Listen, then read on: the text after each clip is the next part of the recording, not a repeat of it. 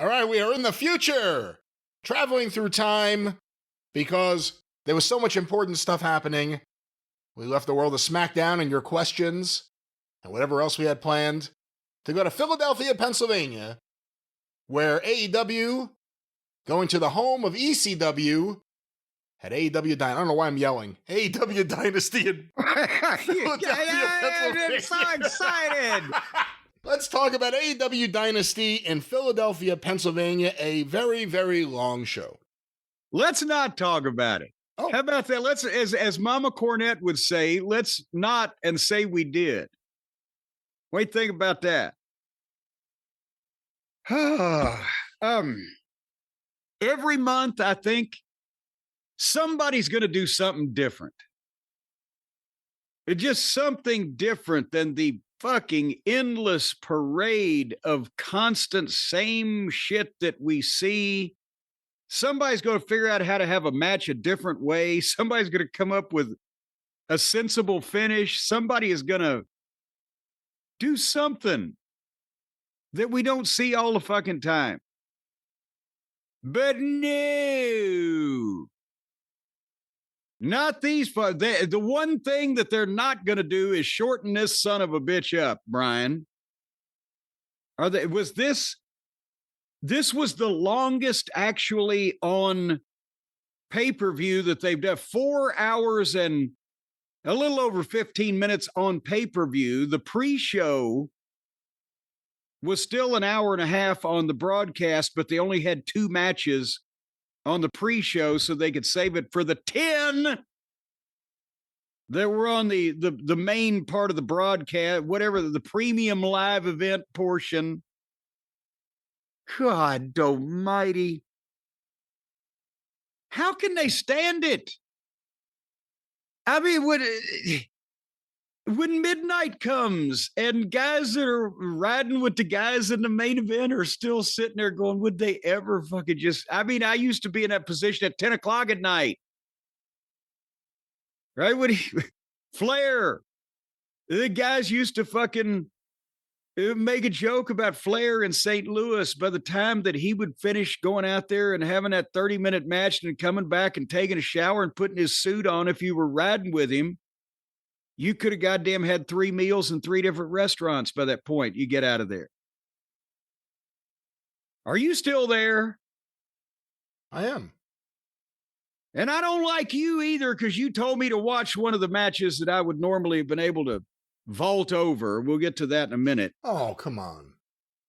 But on the pre-show, for people keeping track, the show before the show, apparently Leo Rush, Action Andretti, and Nick Plain defeated Top Flight and AR Fox. And then, explain this one to me.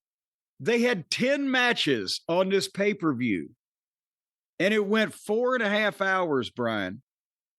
But on the pre-show, they had the Battle of the Acclaimed, a single match between Anthony Bowens and Max Caster. And it lasted 30 seconds before Bowens just beat him flat 1, 2, 3. At one point, remember back many eons ago in the before time, the long ago, back when the Acclaimed were a tag team and they were the most popular people in AEW, because since the fans were given no direction, they took their own and just said, fuck it. We like these guys. We want to see them scissor their daddy's ass. And then Caster became a prick for some reason, and Billy Gunn has gone back home to hopefully collect a nice check and be above the fray. And they have a match between these 2 former partners, and it's on the pre-show, and the one guy beats the other guy in 30 seconds. What? Am I missing something about booking that maybe I've never been taught before? Brian, can you explain this to me, how this happened in this fashion? No. I've enjoyed the Max Caster thing, but I didn't realize they were going to bring out Bowens to do something about it. And they didn't even do that on Dynamite. They didn't even do it on the pay-per-view, on the pre-show.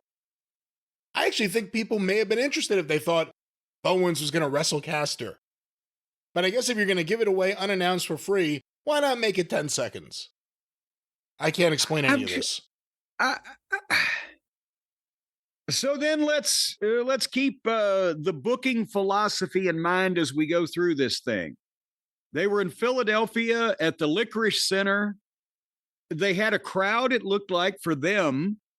Did I hear they were going to have 8,000 people somewhere in that realm for this? I'll see what I can find, but that sounds about right. And the match they led with was the Owen Hart Tournament Male Division. I get first round match, Will Osprey and Kevin Knight. And Kevin Knight just made his, for those of you going, who? He just made his debut this past Wednesday night, remember? And did he win his match Wednesday night? Who did he wrestle Wednesday night? We talked about it. No, it was a tag match. Him and Osprey teamed up together, and they won that match. That's right. It was a tag match. Yeah. So he won the tag match. So he's just joined the company. He's been in one match, a tag match with Osprey as his partner. And now he's in the Owen tournament against Osprey. And this was a TV match. Will Osprey is a top guy. He's the number 1 or number 2 babyface, depending on how you look at it. Why was he put in this position on pay-per-view? I mean, in the 90s, did we book Bret Hart against Bob Holly on pay-per-view just because it was in a tournament? The guy's been seen once on television. He hasn't won a singles match yet. Now he's lost his first singles match in the company to Will Osprey, which makes no sense to, again, put one of your main event guys on a pay-per-view in the fucking opening match against a guy in the middle that nobody really knows. And if they're wanting to, and then beat him. If you want to do the old top guy elevating the mid-card guy scenario, you bring the mid-card guy in and you give him standard wins at first, but he gets beat by the top guys. And then he wins over a few more bottom guys, gets beat by the top. Then he gets closer with the top guys. And then finally he beats. It takes months and months and months to go through that. So what this ended up was instead of Osprey being able to contribute in some way to the pay-per-view, this match sold no tickets, meant nothing. They didn't even know they were going to see it until Wednesday night when this guy was revealed. And so it didn't do anything for Osprey. It didn't do anything for the company. And for Knight, you beat a guy who just got there. So that means you continue to establish him as another one of the many guys that come in here that do flips and never win. So who cares? See Andretti, action. So what Osprey won with an elbow? What difference does it make? Why was this here? Well, maybe it was here just to make sure that no one else could get the crowd going for the rest of the night. No, this was a hot match for AEW fans. That's the only thing that could justify it, and I'm not saying it does, is we gave them just an amazing high-flying match. But like you said, they just brought this guy in. I've only seen 2 matches with him. He's impressive. He's not built like a waif, like so many of these guys. He's got a little bit of a look. He does the same stuff a lot of these guys, like Osprey do, but it looks good, him doing it. At least it looks a little better, and he looks a little better physically. He just got beat. And they beat him. 4 days. And they beat him right away. And I don't think it justifies it if the top guy beats him. He got beat right away as soon as he came in. So, well, besides that, he's a babyface. He got beat by another babyface. He didn't even get fucked by a heel. So I'm just, okay, now we've established the pecking order around here. And again, that's what you said. Well, they gave him a nice high-flying match. What the fuck did they call that triple threat fiasco later on? Didn't they remember that was going to happen? We needed an air traffic controller for that's what I'm saying. It's the same thing. Nothing hurts anyone. Everyone flips everywhere. The same standard modern Japanese wrestling tropes, to use a word that I despise, that these marks in the ring have picked up and magnified and made it to where you can't look past any of this shit because it's the same thing over and over. The fighting spirit forearms and the fucking goofy reactions to savate kicks. Like, oh, if I kick you here, you'll bend there so I can kick you there and then you'll stand up. And what the fuck? God, even Bruce Lee could halfway make it look good, but they don't have Bruce Lee around here. Maybe some Linda Lees, but nevertheless. So that was that. That's what I thought about that. Will Osprey goes to the next round. I think they said he faces the winner of Takeshita versus Brody King. Oh, boy. So maybe Osprey versus Takeshita. That'll be the next match. That'll be really, really good, and everyone will kick out of everything, and no one will be able to follow it. Well, don't worry. There's plenty more to follow this. It followed it, as in came after it. Remember what I said about, well, here's one of your top baby faces just on a match on a pay-per-view that means nothing, so why? Well, then the World Tag Team Champions were out next in another TV match where they're in a position where they're booked with underneath guys who never win. And Big Bill and Brian Keith, we thought Big Bill might do something several months back when he came in, he came back from wherever, just not being seen, looked good, seemed like he was going to be treated halfway seriously. Then he got stuck under Jericho's tree. And then he's been floating around in this fucking stooge group, but he beats job guys every once in a while. And he's partnered with a job guy who's 5'2", eyes of glue, looks like something from a zoo. And there's 150 plus guys that we figured, Brian, under contract. And this is the shape that Tony Khan has ended up in, where his tag team champions are defending on pay-per-view against Big Bill and Brian Keith. And so after about 8 minutes or so, Bobby Lashley had to take some bumps for Bill's offense, which looked horrible. And I don't know whether he was scared that he was going to hurt Bobby, Bobby's going to kill him, or whether Bill's just given up, or whether he could figure out where he was supposed to be, or whatever the fuck was going on. And then suddenly, while Bill is at the ringside railing, MJF pops up from behind the railing where all the people at ringside were pointing down going, look, look. MJF pops up from behind the railing and turns Bill around and nails him with the dynamite diamond ring, and the camera missed it. They just cut away from where he was with the people pointing, look, look, look. And they cut to another shot when he nailed him, and the announcer said, was that MJF? And then Lashley speared Big Bill at ringside, and the camera missed that because they were trying to figure out what they just missed a second ago, and they were so close. All you saw was the back of Lashley's bald head go underneath the bottom of the screen as Big Bill sunk out of sight. So they've missed a lot of stuff lately. Well, how could you not know where they were going to be on this finish? When there's Big Bill, all you had to do was shoot Big Bill until the fucking guy punches him.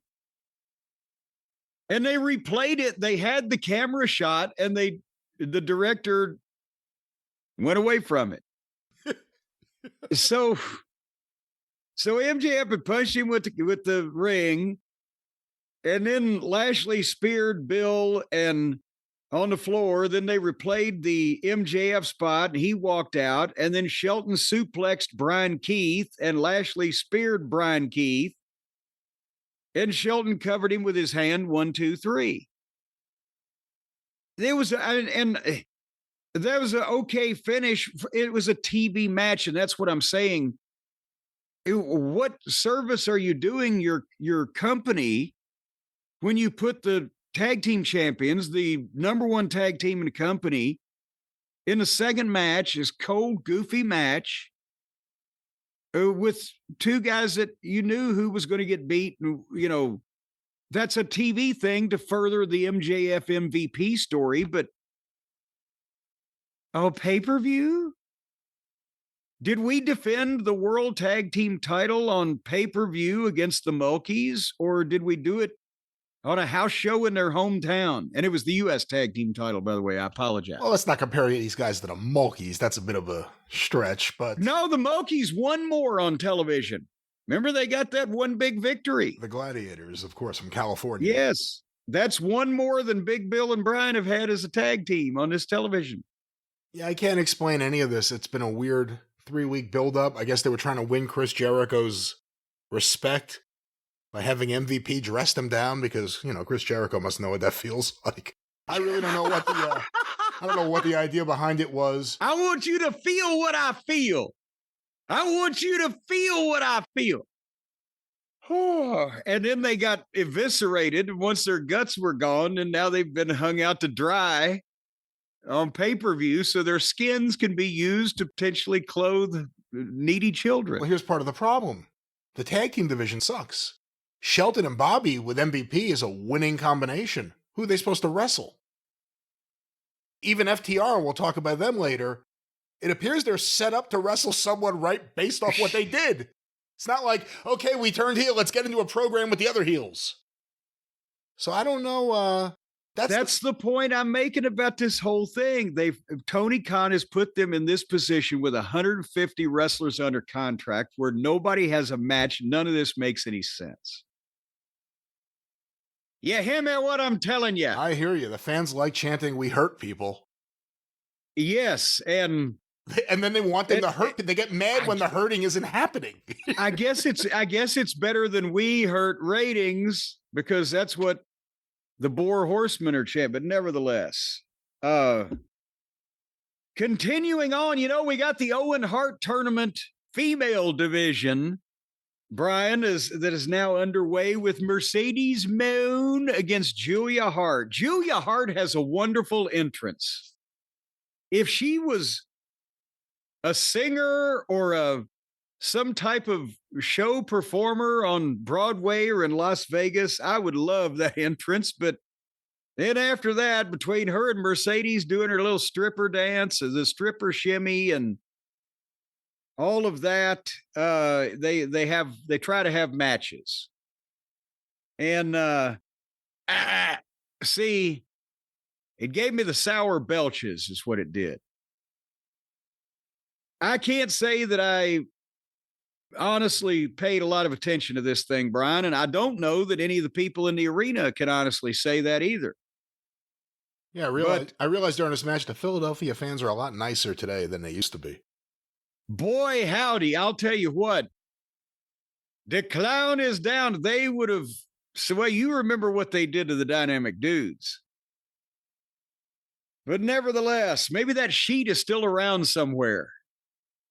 So these two, after about 15 minutes, they decided that the most exciting finish that they could offer people was to spend 2 minutes. I timed it, 2 minutes, basically stationary in the middle of the ring with Mercedes getting a kind of a phony STF and Julia rolling her up and then Mercedes rolling through with it and getting it again until Julia tapped out. Two fucking Moolah. Moolah's finishes had more movement than that. They think they're the fucking Gracies.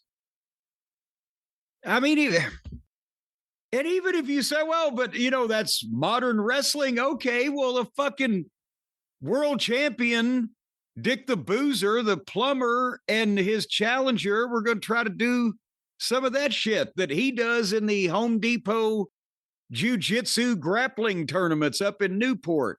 later on in the show. So the girls have decided to do the fucking death jitsu before the fucking plumber. What the help me? I don't think there's any help for this match. Mercedes Moné, another big win.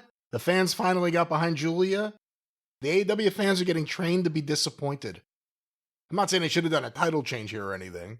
Was it even a title match? It was a tournament match. I'm not even sure. It was the tournament, but Julia, yeah, they like her more than Mercedes because at least, yeah, I don't know why they like her more than her because she's prettier. She doesn't have that fucking camel face. But otherwise, it's not like she's the second coming of Mildred Burke either. What are you laughing at? You took me by surprise. If you put Mercedes Moné's wig on a picture of Joe Camel on the side of the old cigarettes, you tell me, were they separated at birth? Travis, don't you dare. Travis, don't you duty. Dare. Don't know. You do your duty, baby. Travis, no. Don't listen to this segment. Well, anyway, then can we move on like the two wise men leading our camels through this barren desert?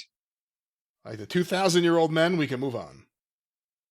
So the 6-man tag team championship was next on the line with the Boar Horsemen of Claudio Castagnoli and Pac and Wheeler Useless taking on the team that they're best friends, they're neighbors, their kids go to school together.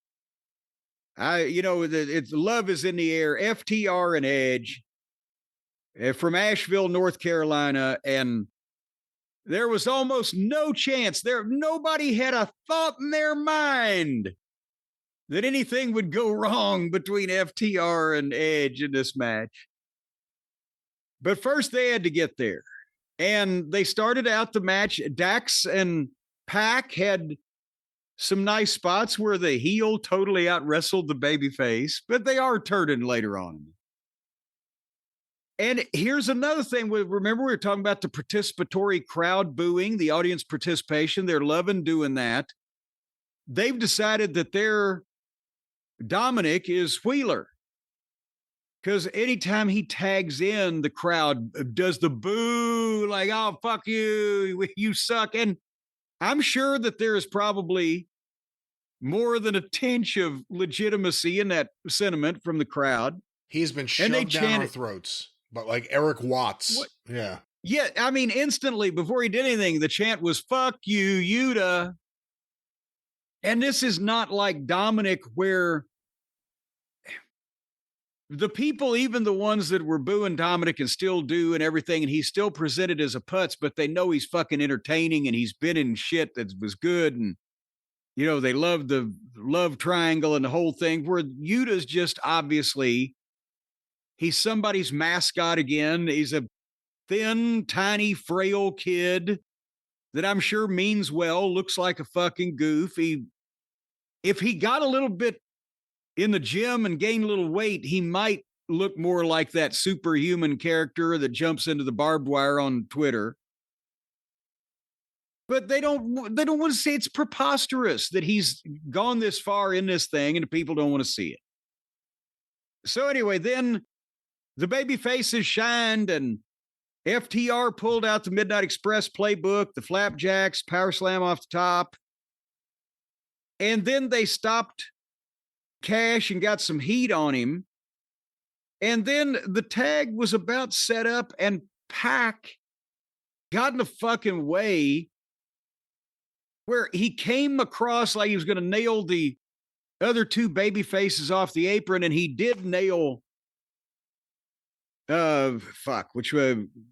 Dax off the apron and was going to nail Edge, and then Edge blocked it and nailed him, but he took the bump right there. And now it's because the referee's just having to stand and look for an illegal guy that just ran into the ring, just sitting right in front of him. And he's not doing it. He's like, get out. You need to go. And it finally, Cash just went for the tag, and they thought it was going to be for Edge, and instead Dax had jumped up and he tagged Dax. But it was set up awkwardly and Pac got in the way. And Dax made a comeback. But then did you see the ridiculous triple spot they got where two sharpshooters and an STF and Dax and Claudio were having a girls slap fight while they had the sharpshooters on? FTR has now started doing the same stupid, goofy, silly bullshit to get a pop that all these other indie level guys do. And they didn't used to. Am I just not remembering it? Or did they used to be halfway more serious? Have they just stopped caring? What the fuck is going on here? That's a tricky question. I think they were more serious. I think at a certain point they were indoctrinated into AEW and they started thinking things like Orange Cassidy were acceptable. And they started trying to justify these things. And you know, with this spot specifically, I can't tell you I remember it in an FTA, in an FTR match. Maybe it was, but I've seen it in a whole lot of these matches with the Death Riders or Claudio or Moxley, just right next to each other, slap me, hit me, just stop with all of this shit, because everyone's doing it. If everyone's doing it, you doing it means nothing. So yeah, I didn't like it, and you know what I think Claudio is just the most overrated wrestler in the entire world, maybe.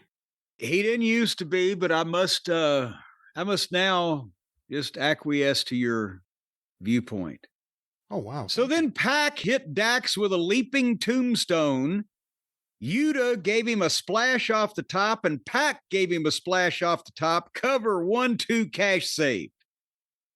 And 30 seconds later, Dax got up, ran over to the corner, and tagged Edge. After the tombstone and the splash and the splash. And then Edge made a comeback, which this match was not noted tearing the house down. They pop when it looks like somebody fucked themselves up and may go to the hospital. And that's, I think, what these people watch for. So then Edge set Pac up on the top turnbuckle legs, go superplex him, but he tagged Cash. And then Cash stepped into the ring and tagged Dax. And I don't know what the fuck. These were the last guys. I tell a lie. I bet you the Motor City Machine Guns won't do it, because I caught Dax and Cash doing the backslap tags. So that was that. And the Machine Guns, I bet you will not do that either. So they're the last tag team left in the world that actually follows the rules of wrestling. But I didn't think I'd come to the point where FTR would start making shit up on the fly. But nevertheless, so Edge has got the guy for the superplex. Cash got tagged in and turned around and tagged Dax. Like that means both of them are legal. And then Edge gave him the superplex and Cash did the splash and Dax did the diving headbutt, cover 1-2, and Claudio saved. And then everybody got in a stationary submission hold or holding the partners back from breaking up the stationary submission hold. So nothing was happening. But then they hit the shatter machine and a spear on Wheeler, and Claudio saved again. And then finally, Edge went to spear Wheeler. Wheeler leapfrogged him. Edge stopped short of Dax, but Wheeler pushed them together. And then that fucking caused him to have a double knockout. And then Wheeler hit the knee on Dax and pinned him 1-2-3. So they were really going for the heat from the people there. They gave Wheeler the pin. Your thoughts on this match before we go to the afterbirth, which is about to occur? Not a big fan of the match. Not a big fan of anything with the Death Riders. Not a big fan of Cope. I still think FTR are really good. And hopefully they will be away from 6-man tag matches for a while. Well, but also, can they get away from overbooking for a while? Because, okay, we knew that something was up and that the way Dax and Cash have been acting like petulant school children on the TV meant that one or both of them was going to turn on Edge. And we hoped that it would be both of them, because then they would just be If they split them up in this booking atmosphere, it would be disastrous. So the Boar Horsemen leave, and Edge and Cash help Dax up, and they do a triple hug, and they raise their hands, and then Dax spins Edge around, bends him over, gives him a pile driver. And Cash is like, what the fuck? He's with a mouth agape. And Dax rolls out and gets 2 chairs. And I'm like, oh, for fuck's sake. Because they have to. I'm sorry if Edge is their best friend. They have to put this concerto thing over that he's responsible for. The single phoniest, stupidest, most see-through fucking deal that's ever been done in fucking wrestling.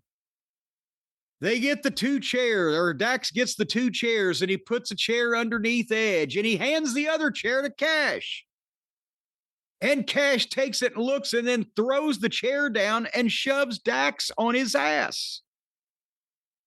And that gets a big pop.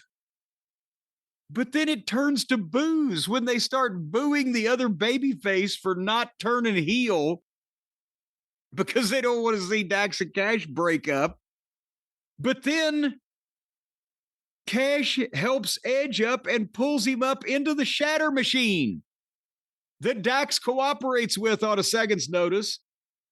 And then they give Edge a pile driver on a chair. And then Cash concertos him twice. And of course, you can't sell it. But the thing is, the guy getting hit, he doesn't even move a muscle, which, Brian, I'm sure it's like everybody, a time or two, you've had the opportunity to hit an unconscious person hard with a blunt object. So you know that it's still going to move the corpse. It's still, there's going to be a reaction or response of this blow. Also, if it was legitimate, blood and brain matter would shoot out. For the record, I have not hit any unconscious people. You mean you do that to them while they're still around and can feel it? They may go unconscious, but I don't hit anyone once they're down. Well, nevertheless, so the guy that had to retire because of his bad neck and came back from retirement, they pile drove him on a chair and they concertoed him twice. And in the medical staff and the stretcher come out, they're there in seconds. Think of all the attempted homicides and aggravated mayhem and assault with intent to commit bodily harm with weapons that we see. Here is not only the doctor at ringside, but a medical staff and a fucking stretcher on wheels within seconds. But they won't let him put it on Edge. Cash puts the neck brace on and then lays down on the stretcher and mocks him, and Dax gives him CPR. So there's a little frivolity there also as they've tried to. So, again, not a good match for very little fucking reason except to get this turn in. And then, why, Brian, did Cash shove Dax on his ass? What do you mean, when? Here in this match? Yes, when Dax pile drove Edge and Cash said, what the fuck? And Dax got the chairs and put Edge on the chair and handed the other chair to Cash. Cash threw the chair down and shoved Dax on his ass. And then Cash pulled Edge up and they gave him the shatter machine, the pile driver, the concerto twice. Why did Cash shove Dax on his ass? He was having a battle of his emotions. He didn't know what to do. He hadn't decided yet that he was going to do what everyone thought he was going to do and just help out his longtime tag team partner. He still didn't know if he wanted to turn his back on Cope. I mean, Cope is, the man. And then he quickly realized, yeah, that's what I want to do. It just helped his friend kick the shit out of Adam. Quickly, within 7 seconds, after shoving the man on his ass, after shoving the man 7 seconds later, shit, I shouldn't have done that. I'm going to beat up this other guy. Adam Copeland, who may not do jobs, but we've seen him get more beatings over and over and over again to the point where I don't want to see him anymore. There are fans excited about the idea of Edge and Christian versus FTR. Oh, Christ. I don't know if I really, at this point, want to see that. But that's what some people are excited about. All righty then. You're not? Not it. No. I would like to see FTR potentially against the Hurt Syndicate. But can we just at least keep Shelton Benjamin's got another couple of years, I think. Can we keep, is he 50 yet? Can we keep everybody just in their 40s? Do we want to see Edge and Christian concertoing and ladder matching with FTR? Or do we want to see just some goddamn wrestlers that we are interested in have matches for reasons that we care about? Edge and Christian, the combined age would be what, 105, right? Do you think Edge and Christian as 50-year-old men look like Bobby Lashley and Shelton Benjamin as 50-year-old men? No. I mean, I do think there are probably fans that, again, for the same reason that the Hardys are still a thing and maybe that the Dudleys would get a pop somewhere, they still may want to see Edge and Christian reunite, I guess.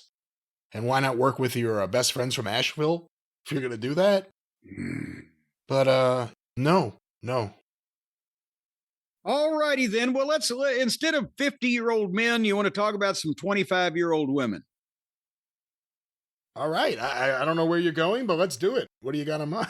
Well, that's the best thing I can say about them is they're not 50. The women's title was on the line with Toni Storm, old timeless Hollywood Tony, with Luther dressed up as Burgess Meredith and Rocky, against Megan Brain with Penelope Pitstop dressed up as a truck stop floozy that got misdirected and a free ticket to the wrestling matches. And Brian, you asked me to watch this because you said that many people are saying, a lot of people saying it, that at least this AEW women's match was getting better. And I was half and half on this because the first half, I thought, well, they've done a wonderful job. And by the end of it, I thought, I hate this maybe more than anything else. And they turned me right in the middle. Obviously, Toni Storm is over. She's popular with their fan base for all of this black and white tomfoolery and all the shit that, because they like to watch wrestling that they can laugh at and not take seriously. And they've come to the right place. But Toni Storm can work. And she's got experience, and she was the leader here. And she knows what she's doing. And for the first half of this thing, it was a basic big girl, little girl match where Megan used her size and it was basic. And Toni Storm was doing the running around, and all Megan had to do was be in the right place. And she ended body slams and showing the power. And then, the Penelope interfered with a leg trip to start the heat. And again, it was basic shit, but Megan, everything she was doing was looking good. And it was following, and okay, on a show this long with all this much bullshit, it's nice just see one-on-one. We've got a match. We're establishing the big heel as dominant physically, and Toni Storm, everybody's hero, blah, blah, blah. And then Penelope interfered again, and finally Luther grabbed her and carried her off. And the people start going crazy, and then Toni starts a comeback, and the people are up, the fans are going, and a boom, boom, boom, and then she put on a submission hold on Megan and brought the whole thing to a halt. And Megan got kind of a half-ass rope break that wasn't really milked in any kind of fashion. And then Megan cuts her off again. And that was the first half. And right there, the people were into it. the heel manager being carried off by the babyface manager, if you can be that charitable to call him that. And then the babyface makes her come back. Go into your fucking finish. Every match on this marathon doesn't have to be 20 minutes long. Everybody doesn't have to do everything that they know how to do. They're just allowed to. And that's why it's so long and so repetitive.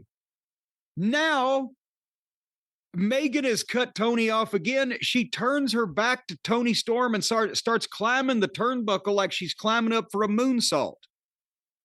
But Toni Storm gets up and comes and tries to pull her off, and she just shoots Tony a back elbow and keeps climbing with her back to Toni Storm. And she comes back and she knocks her away again. What the fuck? How are you good? The girl is already up trying to pull you off the turnbuckle. You give her one fucking elbow. You don't even look to see where she is. And you're continuing to climb up with your back turned to her to do this moonsault. Why? And then Toni Storm gets up there and gave her a belly to back off the top, flipping her over where Megan Brain almost landed on her brain. She barely got turned. And then both of them were down forever selling that. And then they traded forearms. Never seen that before. And there was more back and forth. And Megan hits a couple big suplexes and gets a 2 count. But they looked great. Then momentarily later, Toni Storm's fine and she's doing reversals and she hits a German suplex and an ass in the face and a headbutt and 3 ass in the faces in a row and a pile driver and covers Megan. 1 count. I'm like, God damn it. Way to make everybody look bad. And then Megan gets up after the German suplex, the ass in the face, the headbutt, the 3 asses in the face, and the pile driver. Megan gives her a backdrop, a clothesline, and a power bomb. And doesn't cover her. Picks her up and goes for the F5, and Tony foils that into a small package. 1, 2, 3. What the fuck is the matter with these people? Did they ever go to wrestling school? Who is telling them to do this shit? And again, in this 4.5-hour show, and with everybody doing everything else, a girls' match, they're kicking out of fucking pile drivers and multiple fucking finishes. And they're not only just kicking out, but they're just fine. They're just okay. When they had them going and Luther carried the heel girl out and Toni Storm made her come back, if she'd have then hit the 3 asses in the face in a row, and if they wanted to make Megan a big physical monster, 3 asses in the face, cover 1, 2, she kicks out. Holy shit. Spin her around real quick into the goddamn power or the pile driver that Toni Storm does. 1, 2, 3. There's a finish, and you could have knocked the last 7 minutes off of that. Oh, but the fans were cheering some more of the shit they did. Yes. I don't care. Long show, more important things to come. Don't do everything you can possibly do on every show for the rest of your life tonight, and you'll have something left over. But instead, we get these shows that never end, and it's always the same shit. I believe I mentioned that earlier in the program. What'd you think, Brian? Well, in terms of the booking, I don't think it was necessarily the same thing as Kevin Knight losing in a second match, but I thought they should have put the belt on Megan Bayne here. I thought the time's right. She's impressive. She hasn't lost yet. Don't fuck anything up yet. But instead she lost. It was a surprise victory. I mean, she took a hell of a beating, but it was the roll-up. that gets them. That's what always happens. I'm a big fan of hers. I have to say, I watch her, and I'm like, that's a pro wrestler. I think she's really good. I like her more than I like Toni Storm. Well, and part of that is that obviously this girl is still green and Tony was leading her through a bunch of this stuff. But the problem also is did Tony think that this was good shit to do, or did they make her do this ridiculous number in the finish? But Megan, yes, she's got the size, she's got the look. She makes Tony look even more pale because she's so tan. And now I'm finding out from people tweeting me and chiming in that apparently Megan has been in the business for like 8 years. She was training somewhere in 2017. She went to OVW for a while. Not that that's an endorsement of anything at this. I'm talking about the current modern day OVW, not anything that I ever had anything to do with. So please. But, and she's also, somebody said, had 2 long stretches where she wasn't working. Maybe she was injured, whatever. I don't know, but still, she can be led here. She looks good. She did everything right. She was in the right place, but I don't know that we can keep looking at her like, oh, she's brand new if she's been around somehow for 7 or 8 years. So we'll see what happens. But I mean, when I originally saw her, I said, what's the matter with her that the WWE didn't snatch this up? And, again, there's a ton of potential here. I hate that if she wants to make money in the business, well, if she wants to draw money in the business, she's in the wrong place. If she wants to make money, she'll probably do fine here. But if she wants to be a star, time may be running out to not teach her too many bad habits. She needs to get out of this environment. If they wanted her to be a bigger star, they should have put the belt on her here. It wouldn't hurt Toni Storm. Toni Storm is like, she's better in the ring. I'm not saying she isn't, but she's like a female Santino. It's a comedy character the fans like. Yeah. She doesn't need the belt. Megan Bayne, you put the belt on her, you have the most impressive looking female as your champion throughout wrestling. But we'll see what happens. Well, but then Tony Khan, what do I know? Tony Khan knows best. Well, but then also you got the same thing. Is there something the matter with her mentally? Because I said, is she a goofball? Because all the visual stuff is there. Why haven't we seen big things before now? But who knows? Well, once again, I actually like the match, and I am a big fan of Megan Bayne. But what was next on the show? Was it something that you would enjoy? Well, under normal circumstances, if this was a perfect world or even a logical world, yes, it was. But since it's not, in AEW, I didn't. The Owen Hart tournament returned. Mark Briscoe versus Kyle Fletcher.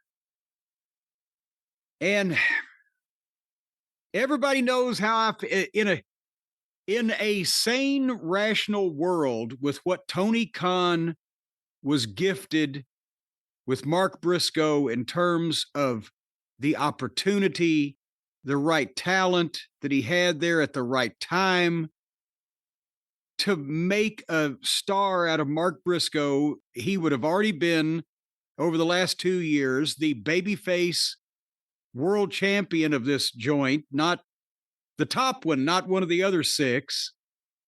And then he would still be a top babyface single attraction in the gimmick kick-ass babyface category like Hacksaw Duggan was in Mid-South when Magnum TA or Brad Armstrong or another one of the more traditional babyfaces was the champion. And he would be a drawing card. He always gets over in front of the live crowd every time. They naturally like him in Philadelphia. He's from not too far away from there. And because of his history there. And that's why that their great value Randy Orton beat him with that brain buster on the top turnbuckle that I don't know why the fuck anybody would go for. Way too much room for error with that. And it was another TV match because they've destroyed Mark's value.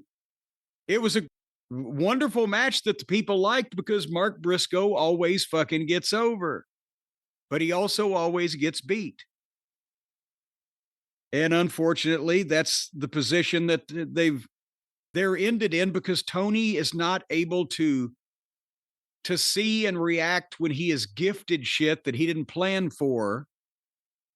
And his advisors that he listens to have the most indie mindset of anybody in the company, and they keep him doing this great match bullshit with children instead of recognizing personalities and real wrestling talent that can get over with a wider audience.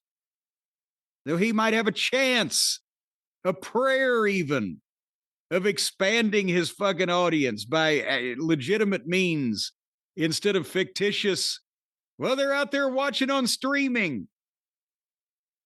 Yeah, I would stream all over this whole fucking show if I was a mainstream wrestling fan and not somebody living in this fucking bubble. I'd stream all over it. Wouldn't take me 4.5 hours either. What'd you think of this match? I mean, technically it was good in a vacuum. But again, I knew who was going to win. I think everyone knew who was going to win. There wasn't any question about it. The booking made it pretty obvious who was going to win. The booking over the last 2 years has made it pretty obvious who was going to win here. So it's hard for me to, it's hard to enjoy a match sometimes when you know that they're just having a long competitive match where every fan knows what the outcome is going to be already. Everything's an exhibition of moves that they each do. But, and there's nothing wrong with sometimes you're supposed to know who's going to win because it's a big star against a guy that, well, we like him, but he ain't going to beat the other guy on television. But again, same thing. See Osprey, see everybody else. They've got Kyle in a top spot, and he's in a tournament match against a guy who never beats anybody on pay-per-view. What is the fuck? I'm serious. They think the answer is just book a bunch of guys in a bunch of fucking matches and have a bunch of fucking tournaments and have a bunch of titles on the line. And if it's not a garbage match with chairs and barbed wire and people being punctured, then it's an endless array of floor exercises and uneven parallel bars from the gymnastics team. It's all the fucking same. It's meaningless. You need personalities. What's the sign over Jerry Jarrett's desk? Personal issues draw money. There are no issues here. Oh, wait. There's an issue in the next match, Brian. A personal issue. It's so personal that the babyface's mother and sister have to be there to make sure that they get the decision overturned. Let's flow right into the ROH World title match with Bandido against Chris Jericho.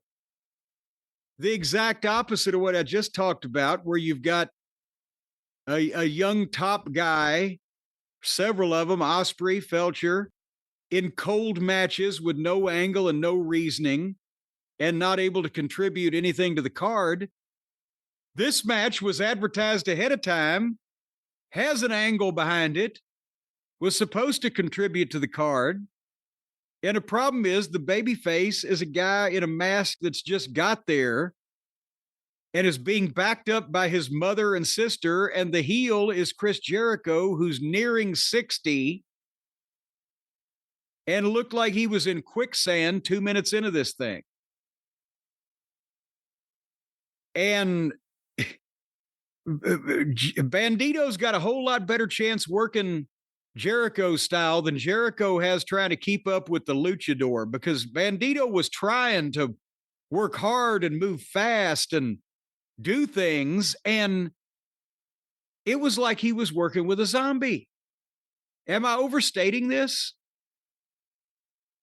Maybe, maybe not. I mean, don't you think there's a chance that could be Jericho's gimmick?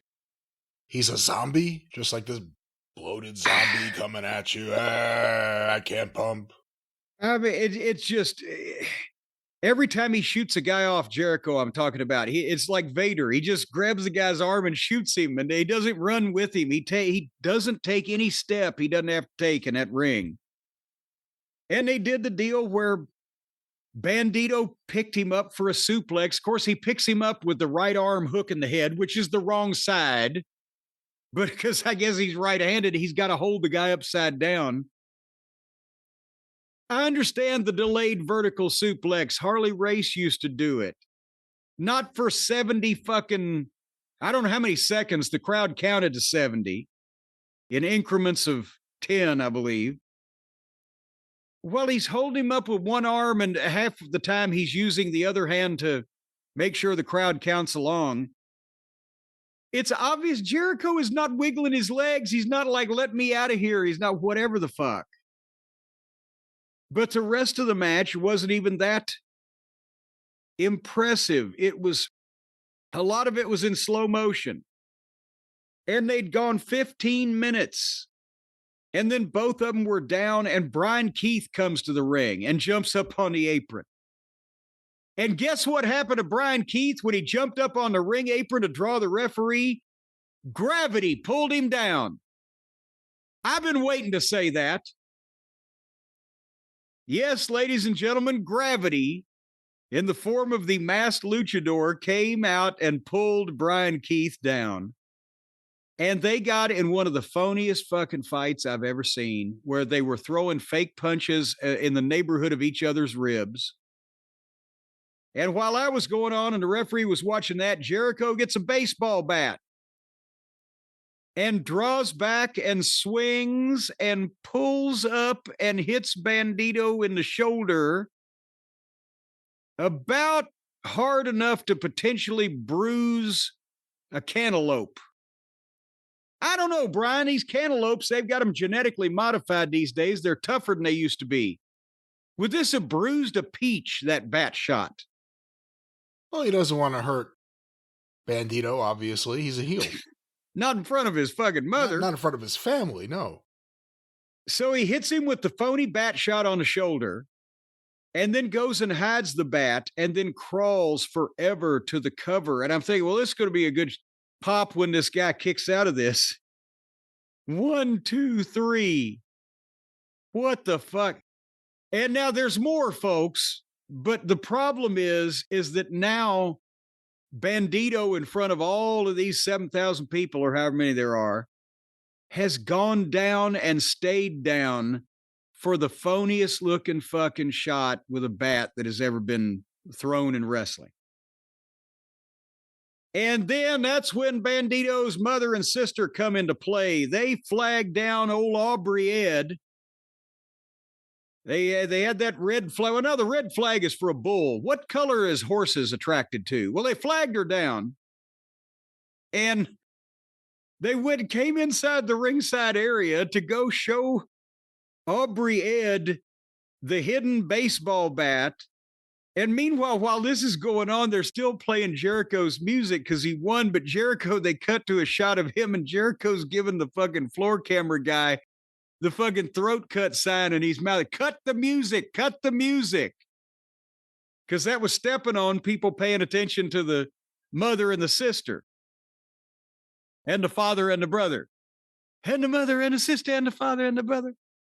So then Aubrey Ed goes over and tells the other referee, well, here's this bat here.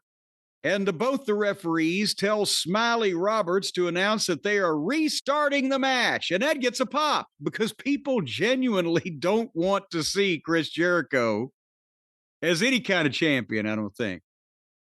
And then Bandido did some kind of goddamn hokey they had the people up, and all it would have taken would have been a snazzy have a Corona or something and roll him up, but they did some kind of fucking bullshit where Bandido flipped over Jericho's back while he was leaning toward the ropes and then came back down and then German suplexed him. 1, 2, 3. But people were still happy that Jericho lost. And that was 2.5 hours into this show already, plus the pre-show. What'd you think overall?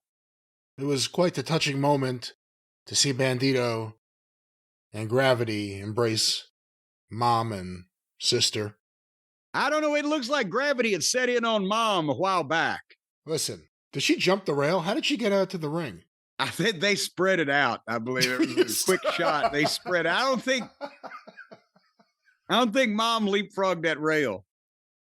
Well, again, they've been trying this feud. We've kind of seen it on the periphery because it never really played out on Dynamite. It was kind of short little interview vignettes, but everything else is playing out, I guess, on the Ring of Honor television show, which airs on streaming somewhere. Doesn't air anywhere. It's upstream of here. I don't know. Where do you go next with Jericho at this point? I don't know. There's a wonderful retirement community down the road here. Gated place. Down an old country road? Down an old country road in the middle of the night. All righty. Well, speaking of somebody who looks like their dirt road has been traveled here recently, the next match was a no time limit and no interference match for the TNT or TBS title or one of those other belts. How many title matches has there been? Adam Cole versus Danny Garcia. And I wrote, you must be shrooming. This is another example of this endless, repetitive Garcia, bland, boring, no fucking charisma, no look, no world-class athletic background, just an indie fucking wrestler that was overpushed too quick beyond his capability, because I'm sure he's a very nice guy. And this bland, nondescript talent taking up television time is what has led to their malaise of the ratings. But then, I've said this, Adam, I was a fan of Adam Cole's. I knew Adam Cole in Ring of Honor 15 years ago. Great young 19-year-old kid. I thought, boy, when he grows up, the way he can talk and he can fucking work. He didn't grow up, he grew down. He was bigger then. And I'm not even talking about the horrible booking and the unfortunate injury that and all those angles that they did, him and MJF back and forth and all that other hogwash and horse shit with Roddy and Taven and Bennett. And where are they even? My God. Not even the booking. Look at a picture of Adam Cole in NXT just a few years ago. And then look, he's lost 20, 30, 40 pounds. I don't know. He doesn't get a tan. He hasn't seen the inside of a gym. I like the guy personally. At first, I didn't want to hone in on that because I was afraid he'd be sick like some of these other guys have been. But if he was sick, he wouldn't be out there having fucking 20-minute matches with fucking Danny Garcia.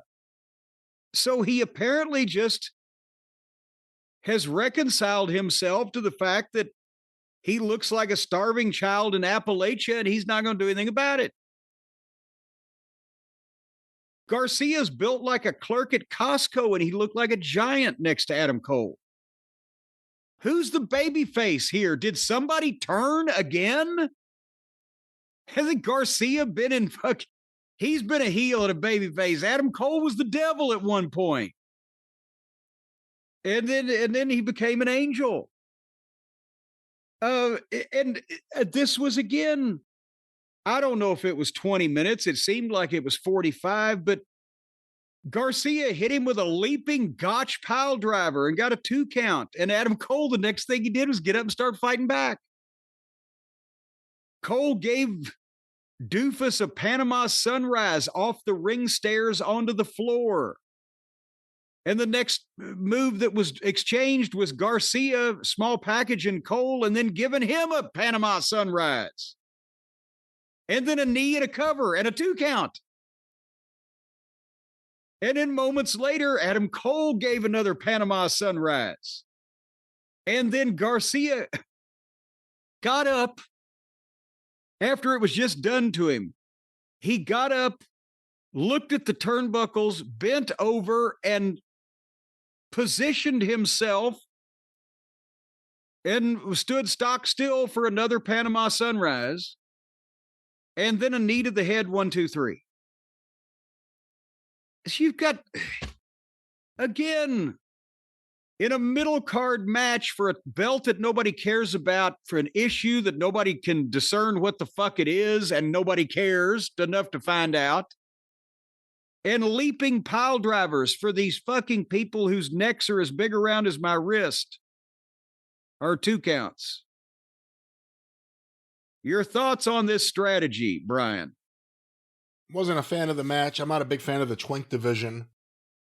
You know, they gave Daniel Garcia reportedly a multi-year, very lucrative contract. Then they gave him a big win. He won the TNT title.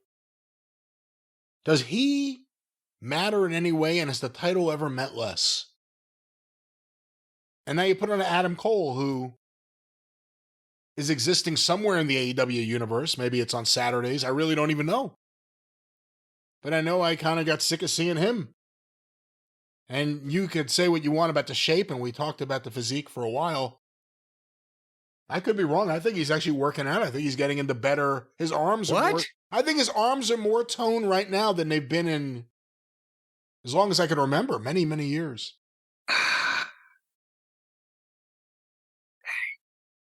He's a smaller guy. You're not going to see. I mean, he's a tiny guy. You're not going to see. Look at a picture of him in NXT 5 years ago or whatever, and just stand it next to now. And again, as Arn Anderson said, fat looks better brown than white, even if he's not toned. Get a tan. They're fake spray tans. I don't know what's it's a cosmetic. It's a cosmetic industry, and you have to accept that. And if you don't, it's a problem. The visual it gives you is children's wrestling. When you see over and over, and we've got Spitball coming up. My God, he looks like a grade schooler with that dorky fucking smile. But when you put the average person that might watch WWE wrestling, but they would sit down in front of this and go, what the fuck? It's kids. Who is this fucking Garcia with this fucking hangdog face? What the fuck? They look like normal people being allowed into a professional setting to imitate what they've seen on television. There's no visual whatsoever appeal of this. And again, the word was that they outbid WWE and gave Garcia a great deal. And they gave him the title. Sure they did. And it hasn't helped anything. I bet you that they were bidding. Yeah, again, I said this a while back. Yeah, they've got to be going, what the fuck? We can make this guy pay anything for these fucking guys. Even if they're not necessarily interested in one, they might bid him up a little bit just to see if they can fuck with Tony Khan and his payroll. Because who would pay? Speaking of who would pay, what we got next, the triple threat match with Ricochet versus Hong Kong Phooey, Spitball Bailey versus Kenny. Did you ever think you'd be put in a position where Kenny looked like the giant Lex Luger? I had the same thought. I had the same thought when I saw the three of them, and I'm like, man, Omega looks like a wrestler. I was like, Omega's in great shape. He's gigantic. The bell rang at 3 hours and 5 minutes into this show for this triple threat. What belt is on the line here? The Intercontinental, International, Continental? No, this is the International. It will merge with the Continental, reportedly at All In. Oh, Christ. That way you get that way you get what you set up at the end. But anyway, I'm sorry. Well, but this was the match that I'm sure that Uncle Dave will pleasure himself over. And Tony was, I'm sure, at the monitor just with glee, asking for extra servings of ice cream. Children. It looked like children playing in a bouncy house. Spitball is just a fucking nerd, just a goofy, grinny fucking douche. He makes Kenny look like Stan Hansen. I'm scared of fucking Kenny now. And they just randomly would come in and out and do moves. There was no story, no rhyme, no reason.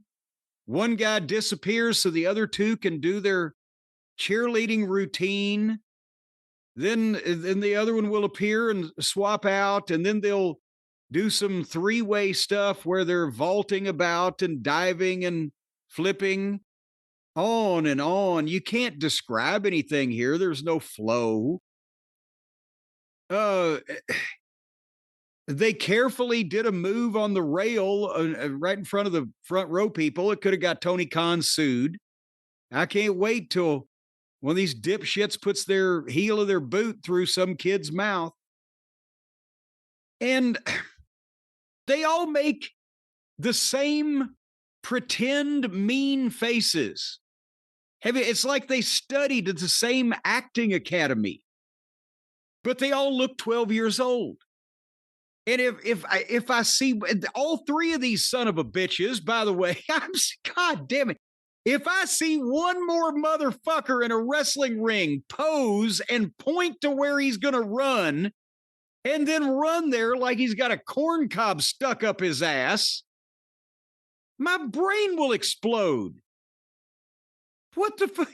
You're kicking the shit out of a guy that's on his knees in front of you. So then your first fucking thought is to turn your back on him, stand up straight, point dramatically at the goddamn ropes, and then run away from your opponent to hit them. Where did all this shit come from the last fucking 20 years? The lack of, I don't know, potentially weeding the wrong people out of wrestling school. That might be the first thing. And the lack of telling them how the fuck to think about the wrestling business might be another thing. I fast forwarded 5 minutes. I stopped again. It wouldn't stop. Every finish ever done, they did some really contrived three-way bumps. And then finally, Kenny, our friend Kenny, was on the top with Ricochet, and they cooperated into a grip to where that Kenny could do the one-winged fairy on Ricochet off the top rope. 1, 2, 3. 30 minutes, bell to bell, not even with entrances. And then, as Kenny is celebrating, they play music, and here comes Okada. That fucking blasé son of a bitch. In his fucking suit with his belt and that fucking face, it looks like it's frozen in amber and confused. And he walks out there and they stare at each other. And then Kenny walks out. And then Okada walks out. And then I was ready to walk out. What the? Okada awkwardly leaving the ring was my favorite part of the thing. Oh, I guess I have nothing to do now. I guess I should just go. Yes. Yeah, well, I mean, it's... And did they bother to wake him up first, or was he sleepwalking when he came out there? I'm telling you right now, I have never seen a more boring, bland, phoning it in, lazy, good for nothing, shortcutting, check stealing son of a bitch than Okada. The worst. Moxley's trying. Moxley is trying, and he's still the worst wrestler in the world, but Okada is the laziest, most overrated, and most boring.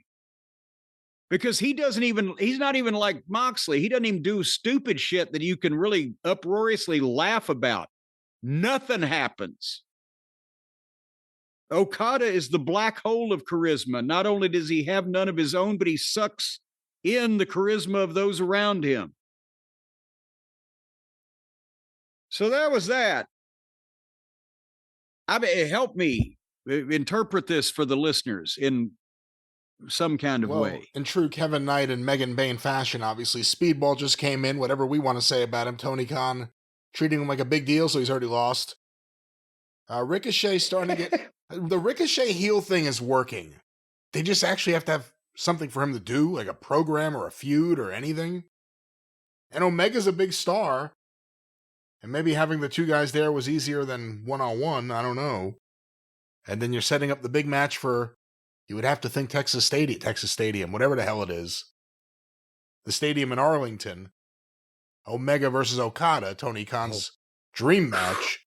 He may splooge all over his own face watching that fucking match. But good heavens.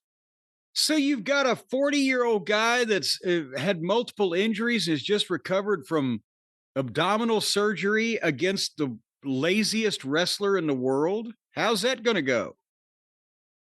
Well, if you want to find out, I could sell you a ticket. There are plenty of tickets on sale right now. Tickets now available. Right up until showtime, folks. Get you good seats. All right, well, the main event, Brian, we finally come to it. The main event was next. For the AEW World Heavyweight Championship, Swerve Strickland with Prince Nana versus Dick the Boozer with Marina Shafir. And the bell rang to start this match at 3 hours and 50 minutes into the pre-show, or into the show, plus the pre-show is what I'm trying to say. So they're going over 4 hours with this thing in the ring, plus the couple matches and miscellaneous conversation they've talked about before. And it was late. I mean, you just say how long it went. It was already after 11:30 on a Sunday night. So most people are getting ready to either, go to work or do something early in the morning. So it was not they went to the main event and then they went along with it right before 12 o'clock. Yeah, Eastern time.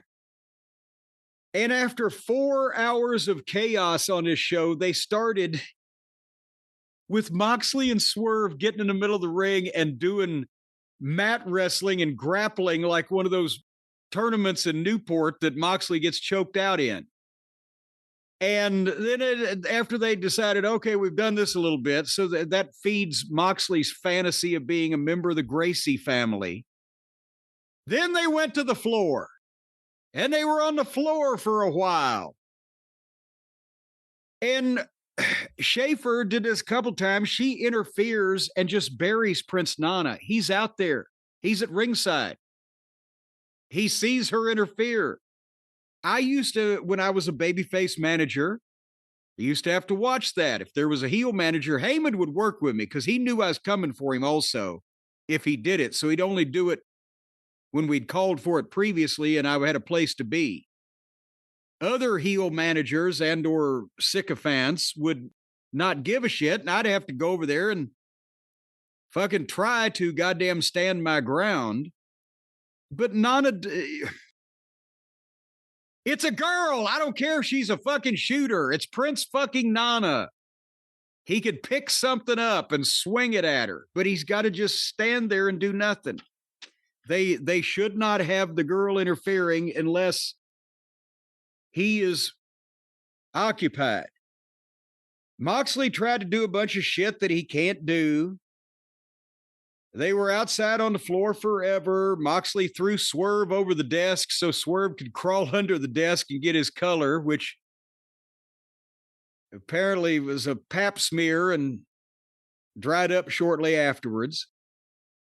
And this was not a no disqualification match. They just stay on the floor and they use all the shit because Moxley is such a garbage wrestler that he can't have a match. So he just buries the referee and shits on the opponent and the match itself. There's no art to this.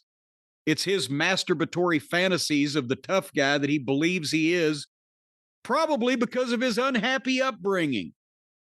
Like with Tony Halm and Donald Trump, we found out if you don't have a happy home life when you're a kid, it can mentally fuck you up.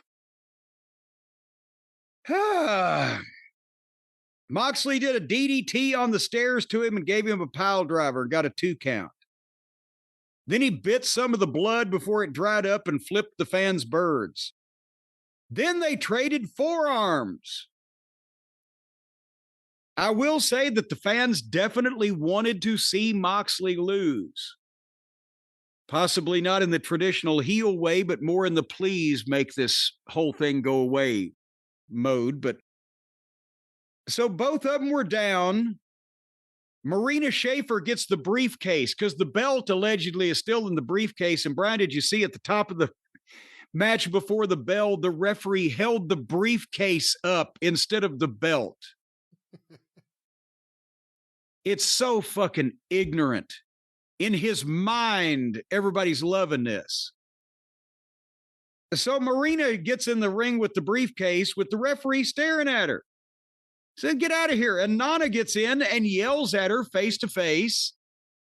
And then for no reason at all, turns his back and she hits him across the back with the briefcase, which looked like shit, but he went down. And then she just kicked him out of the ring. I'm sorry, but if this was a real fucking life situation, one of these guys would go up and punch Marina Schaefer in the fucking mouth. So if you don't want to bury your baby faces for not just going up and punching this fucking bitch in the mouth, don't keep setting shit up where she just, with total, abandonment of any consequences, just goes and does shit to people and nobody stands up to her. What's a word I'm searching for? Impunity. She just does shit with impunity and none of the guys.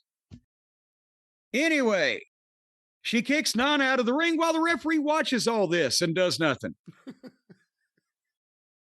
And then Moxley is going to jump up and give an RKO to Swerve, but Swerve moves, and now Moxley RKO's his own girl by accident. And then he's hit 2 girls in 1 week.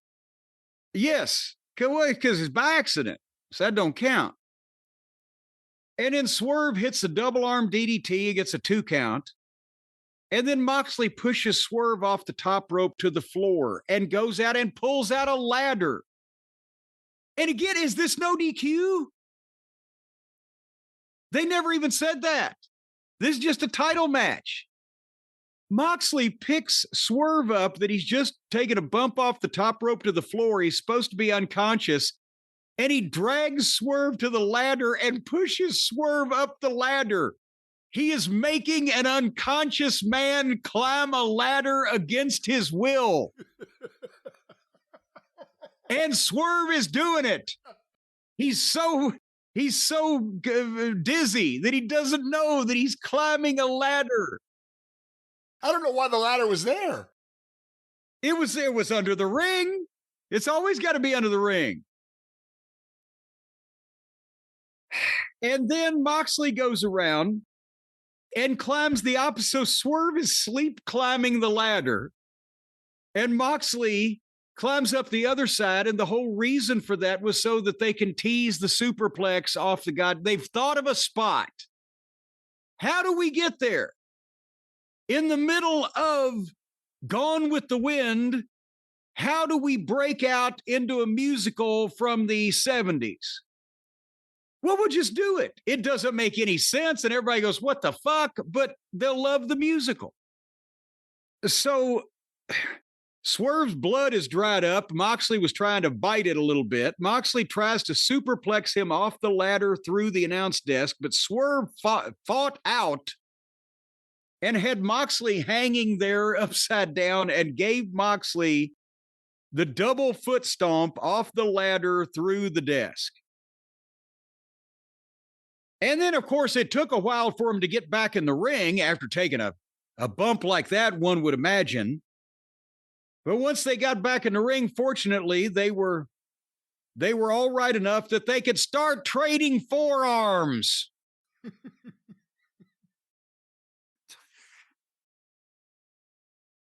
And then Moxley got a chair with the referee in the ring and threw it at Swerve, but Swerve moved. Swear, I'll tell you, aptly named fellow. He gets out of the way of all this stuff. He moved out of the way, and Moxley crowned the referee over the fucking head with the chair. Now, I know that the referee is down with brain damage, but when he would wake up, one would think that he would call for a disqualification. But we'll come back to him. Swerve hits a big move on Moxley, but there's no referee. And then suddenly here comes Hangnail Adam Page, and he comes down and gets on the apron of the ring, and as both Swerve and Dick the Boozer are standing up, he's going to buckshot one, but he's looking at Moxley, but then he's looking at Swerve, and which one's he going to fucking buckshot? Well, we don't know, because here come the Boar Horsemen, Claudio and Pac and Wheeler again. And they start fighting Page, but Page makes a comeback and dumps all of them out of the ring and hits the dead eye on Moxley. So the Swerve, the babyface, in a world title match is getting help from another one of the babyfaces. So Page dead eyes Moxley, but then here comes Samoa Joe and Hook and Shapoopy to fight the Stooges, and then all of them fight off. Whereas Swerve turns around and hits Moxley with a chair and then goes up to the top rope, and Moxley sits up and is looking at Swerve on the top rope, and Swerve is getting his balance and he's milking it. And he's seeing if the people are going to cheer as he stands up, and the whole time Moxley is sitting up, staring at him, not making any effort to move. And then the double stomp. Boom. If only he could have gotten out of the way in time. And at that point, the lights go out. And when the lights come back on, there in the middle of the ring are Maddie and Nikki. The Buckaroos have returned from the land of Lilliput. And they're holding Swerve's hands, and they give him that shitty little double knee lift that they do. This is a guy who survived leaping pile drivers, falls through furniture, DDTs on stairs, being skewered with fucking hypodermic needles, but this shitty little phony fucking knee lift from these two little street urchins. Boom, he's down and he's out. And they get out of the ring, and Moxley covers him 1, 2, 3. 30 minutes of this nonsense, bell to bell, as I said, not even with entrances, to get to this point. And the Buckaroos come back and apparently are now mad at Tony Khan again, because remember, they beat up their boss, even though they're EVPs, because they wanted to take over the company. But then Moxley came in and he wanted to take over the company, and they ran out because they were scared he's going to beat them up, and they feared for their life, and they left for 6 months. But now they've come back to help Moxley take over the company that they are part runners of, along with their former partner, Tony Khan, who they have taken for an incredible amount of money. Your thoughts, oh great Brian Lass. Oh, the match sucked. The match was so bad. The Moxley matches are bad, and I think the people really hate him. He has exhausted their fan base, and they wanted a title change here. You could have said that about a few matches on the show, but definitely here. And I think there's a lot of stuff people put up with in this match, thinking, tonight's the night we're going to get the title change. Instead, you got another pay-per-view ending deflating their fan base. You can't be excited about the Bucks coming back as heels, where previously as heels, they drove away the audience. That ain't going to work. On top of the Moxley stuff continuing for another few months. And now, if they're in cahoots, Moxley drove people away from the television. The Bucks drove people away from the television. Put them together, People are going to start taking their TVs in for a refund at Best Buy. Yeah, it's one of these things, like you said earlier. Tony Khan thinks he knows best. And that means doubling down on the worst booking stuff he has, which is anything with the Death Riders. And the fact that Moxley was going to win, I thought was kind of telegraphed by the fact that the other Death Riders won the 6-man match. I didn't think they were going to... I thought if they lost that match, Moxley was going to lose. That was, for whatever reason, that was my thought. Well, but remember we said that Swerve wasn't going to win this anyway when we previewed this thing, because it's not like... I mean, everybody is more than past ready for Moxley to lose the belt and this whole thing to go away, but they hadn't, in their universe of logic, built this match up as the climactic point that would be suitable to put an end to this thing that they put all this fucking time in. They're stuck with this shit, just like they're stuck with everybody else on this card in the positions that they are in, with nobody to wrestle and nothing interesting to do, because it's just a confused mess of indie dream matches. I have a dream match. Young Bucks versus Hurt Syndicate. That is my dream match right now. Let me just say that for the rest of the year. That's the Let me just say that I don't think you're ever going to see that match. I don't think those worlds will coexist anywhere on this television programming. And, maybe because we've said that now, specifically, we've said that they'll try, but otherwise, I don't think the Buckaroos want any part of trying to foist their silliness on 3 men that could break them like grandma's buttermilk biscuits with a twinkling of an eye and a snap of a finger, and aren't going to, as Lou Thez used to say, brook any of their nonsense. They might try it now that we've said that, and I will see how that works out for them. Well, there it is, another AEW Dynasty, and like I said, another ending that deflated fans. They're leaving people unhappy at the end of their events. Chasing a heel with a belt is one thing. When your fan base just doesn't want to see any more of the universe around that heel, it's a different kind of problem. Well, and as we've talked about so many times, when he can't have a fucking match without the garbage, when everything has to be no DQ, when everything's done, when you do things right in front of the referee, subliminally, you're putting into people's mind that the promotion is responsible. Why? And they have matches on this card, or at least one match, Cole and Garcia, where they had no interference allowed. Okay, well, if you can stop it, then you can stop it anytime.